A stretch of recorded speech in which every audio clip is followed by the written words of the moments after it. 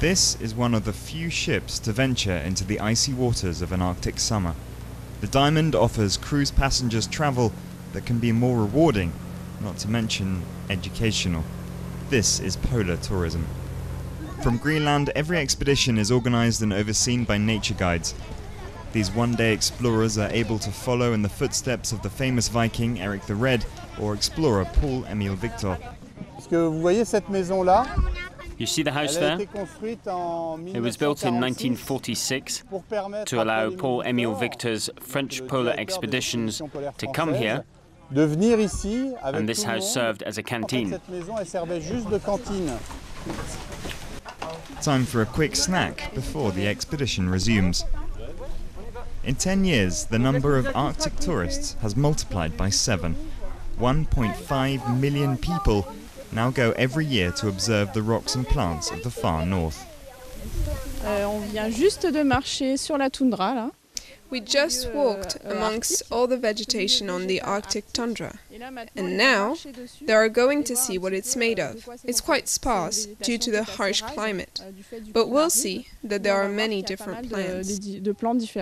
Well, we want to put this within reach of as many children as possible, to make them aware of these kind of places that are full of history. It's very important. We were shown the tundra. There's grass that only grows a millimeter a year, so if we pick it, it'll be hard to grow back.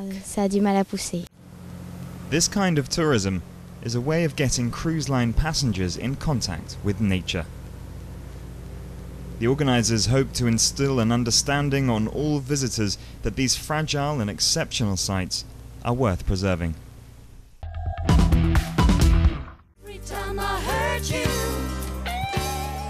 Kitesurfing, a means to travel, to explore and to escape. French kitesurfers have now become dedicated globetrotters, often choosing to miss the major competitions in search of new places and new waves, like here in Mozambique. The competitions were essential to make a name for myself, but the side I enjoyed the most was the travel. I went to Sri Lanka, Tasmania and Easter Island. It was inspiring, and after a while my sponsors thought it was great. They decided to continue with me and let me drop the competitions.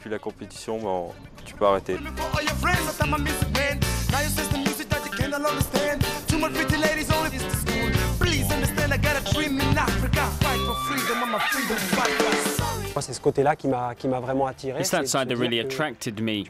You just go out there with your board on your shoulder, with no one to judge you. You do what you like. You fight the elements, and with that, you get to know whether you're good or not.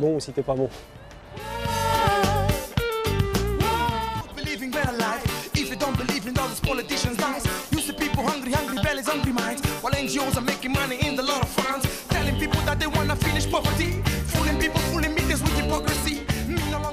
Jérémie, ELOY and his friends spend 5 hours a day on average surfing the crest of waves.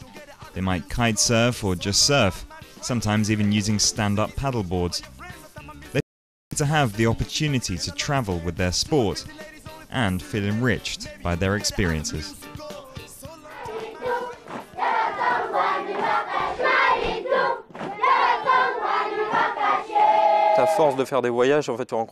When you travel, you meet people, and you're forced to stick with them. Getting to know each other is easier, because you're in remote areas, with little tourism. The exchange is easier. If you participate in a sport together, those links are easily forged. We've all got a desire to help, and that gives meaning to our commitments. That's why Mozambique is a good example. It's important for Jérémie to have this extra dimension when he crosses the world chasing the waves, the ability to meet and share with others, the opportunity to discover new things, and the experience of freedom. Things he couldn't get from taking part on the competition circuit.